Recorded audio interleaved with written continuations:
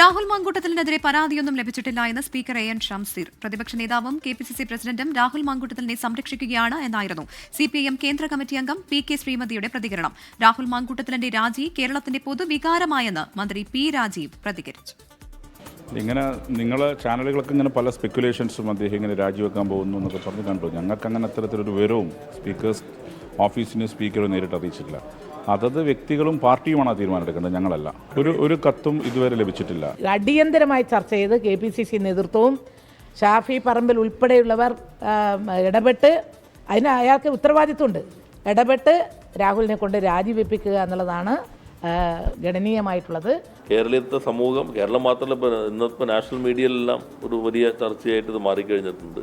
കാരണം കേരളത്തിൻ്റെ ഒരു പൊതുവികാരമായി വന്നിട്ടില്ല. ഗോവിന്ദമാഷ് ഇന്നലെ വ്യക്തമാക്കിയതാണല്ലോ, കേരളം പൊതുവെ അതിലേക്ക് എന്നിട്ട് നമ്മൾ ഒരു അസാധാരണമായ സാഹചര്യമാണ്.